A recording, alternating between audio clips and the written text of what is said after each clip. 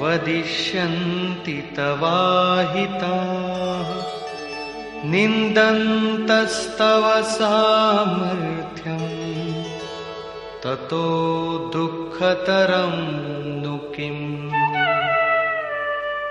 వైరులు నీ పరాక్రమాన్ని నిందిస్తూ చెప్పనలవి కాని అనేక మాటలంటారు. ఒక్క దోషం చేస్తే చాలు 4 వైపుల నుంచి నిందలు చెడ్డ మాటలు అనడం కూడా జరుగుతుంది. ఇంతకన్నా పెద్ద దుఃఖం ఇంకేముంటుంది? కనుక హతో వా ప్రాప్స్యసి స్వర్గం జిత్వా వా భోక్ష్యసే మహీం తస్మాదుత్తిష్ఠ కౌంతేయ యుద్ధాయ కృతనిశ్చయః.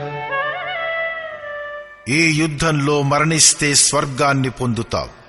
స్వరంలో చరించే సామర్థ్యం ఉంటుంది. శ్వాసతో బయటి ప్రకృతిలో విచరించే భావధారలు నిరుద్ధమైపోతాయి. పరమదేవుడైన పరమాత్మునిలో ప్రవేశం ఇప్పించే దైవీ సంపద హృదయంలో పూర్ణంగా ప్రవాహితమై ఉంటుంది. అలా కాకుండా ఈ సంఘర్షణలో గెలిస్తే మహామహిమ స్థితిని పొందుతావు. కాబట్టి అర్జున, యుద్ధం చేయడానికే నిశ్చయించుకొని నిలబడు. సాధారణంగా లోకులు ఈ శ్లోకానికి ఏమని అర్థం చెబుతారంటే, ఈ యుద్ధంలో మరణిస్తే స్వర్గానికే వెడతావు, గెలిస్తే పృథ్వీపై భోగాలను అనుభవిస్తావు అని.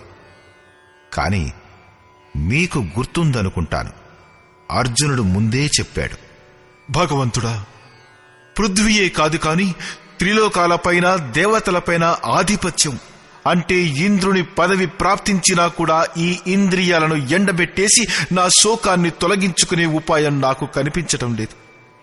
ఇంతే గనక లభించినట్లయితే గోవిందా, నేను యుద్ధం చెయ్యను.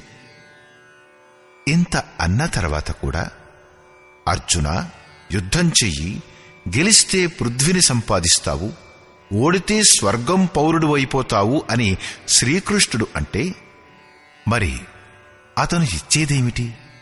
అర్జునుడు ఇంతకు మించిన సత్యాన్ని శ్రేయస్సును కోరుకుంటున్న శిష్యుడు. అతనితో సద్గురువైన శ్రీకృష్ణుడేమన్నాడంటే, క్షేత్రజ్ఞుల సంఘర్షణలో నీ శరీరం యొక్క సమయం పూర్తయిపోతే, లక్ష్యాన్ని చేరుకోలేకపోతే స్వర్గాన్ని పొందుతావు.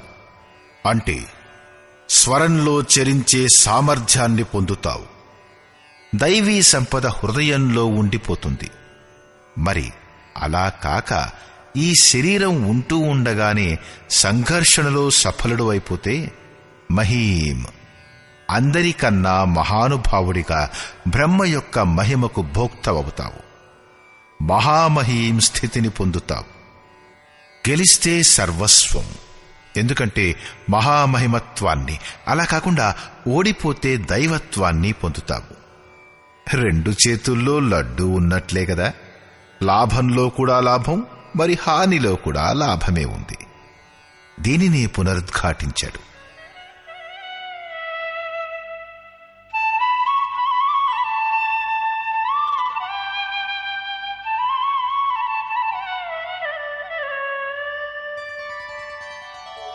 సమదుఃఖే సమే కృత్వా లాభాలాభో జయా తతో యుద్ధాయ యుజ్యస్వ నైవం పాపమవాప్స్యసి. ఈ ప్రకారంగా సుఖ దుఃఖాలు, లాభనష్టాలు, జయాపజయాలు సమానమనుకుని నీవు యుద్ధానికై సిద్ధం కమ్ము. యుద్ధం చేస్తే నీకు పాపం అంటుకోదు. అంటే సుఖంలో సర్వస్వం, దుఃఖంలో కూడా దైవత్వం ఉంది. లాభంలో మహీం స్థితి అంటే సర్వస్వం, హానిలో కూడా దైవత్వం ఉంది. జయంలో మహామహీం స్థితి, అపజయంలో దైవీ సంపదపై ఆధిపత్యం ఉంది. ఈ ప్రకారంగా లాభ నష్టాల్ని స్వయంగా బాగా అర్థం చేసుకుని నీవు యుద్ధానికి సిద్ధం కమ్ము. యుద్ధంలోనే ఈ రెండు వస్తువులు ఉన్నాయి. యుద్ధం చేస్తే పాపం అంటే జనన మరణాలని పొందవు. ఇందువల్ల నీవు యుద్ధానికై సిద్ధం కమ్ము.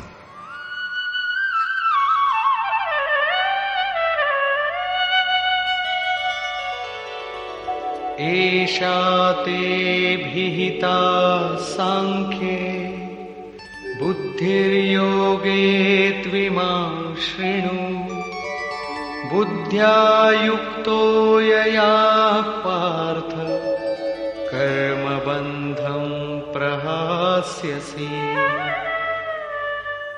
పార్థ, ఈ బుద్ధి నీకు జ్ఞానయోగం విషయంలో చెప్పబడింది.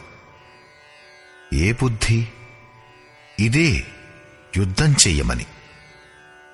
తనను తాను చూసుకుంటూ, లాభనష్టాలను బేరీజు వేసుకుంటూ, గెలిస్తే మహామహీం స్థితి, ఓడిపోతే దైవత్వం, జయంలో సర్వస్వం, అపజయంలో కూడా దైవత్వం, రెండు వైపులా లాభమే. యుద్ధం చేయకపోతే అందరూ చెడుగా అంటారు, భయంతో విరమించుకున్నాడంటారు, అపకీర్తి కలుగుతుంది. ఈ ప్రకారంగా తన అస్తిత్వాన్ని ముందు ఉంచుకుని స్వయంగా ఆలోచించుకుంటూ యుద్ధంలో ముందడుగు వెయ్యడమే జ్ఞానయోగం. జ్ఞాన మార్గంలో కర్మ చెయ్యనవసరం లేదని సాధారణంగా లోకులలో ఒక భ్రాంతి ఉంది. జ్ఞాన మార్గంలో కర్మ లేదని వారంటారు. నేను శుద్ధాత్మను, బుద్ధుడను, చైతన్యాన్ని, అహం బ్రహ్మాస్మి, గుణములే గుణాలలో విహరిస్తున్నాయి, ఇలా అనుకుంటూ కాలు మీద కాలు వేసుకుని కూర్చుంటారు. యోగేశ్వరుడైన శ్రీకృష్ణుడు చెప్పినట్లు ఇది జ్ఞానయోగం కాదు. నిష్కామ కర్మయోగంలో చెయ్యవలసిన దానిని జ్ఞానయోగంలో కూడా కర్మ చెయ్యవలసిందే. రెండింటిలోనూ కేవలం బుద్ధి, దృక్పథాభేదం ఉన్నాయి. జ్ఞాన మార్గి తన స్థితిని అర్థం చేసుకుంటూ తనపైనే ఆధారపడి కర్మ చేస్తాడు. అలా కాకుండా నిష్కామ కర్మయోగంలో ఇష్టదేవుని ఆశ్రితుడై కర్మ చేస్తాడు. చేయడం రెండు మార్గాల్లోనూ ఉంది.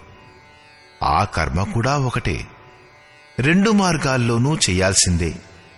కేవలం కర్మను చేసే దృష్టి కోణాలు వేరు. అర్జున, ఇదే బుద్ధిని ఇప్పుడు నీవు నిష్కామ కర్మయోగం విషయంలో విను. నిష్కామ కర్మయోగ యుక్తుడవై నీవు కర్మబంధనాలను నాశనం చేయగలవు. ఇక్కడ శ్రీకృష్ణుడు కర్మ శబ్దాన్ని మొదటిసారి ఉచ్చరించాడు. కాని ఈ కర్మ ఏమిటన్నది చెప్పలేదు.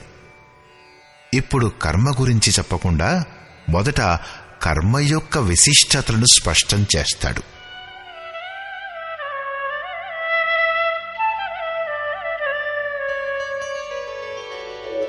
నేహాభిక్రమనాశోస్తి ప్రత్యవాయో న విద్యతే స్వల్పమప్యస్య ధర్మస్య త్రాయతే మహతో భయాత్. ఈ నిష్కామ కర్మయోగంలో ఆరంభం అంటే బీజం నాశనం కాదు, సీమిత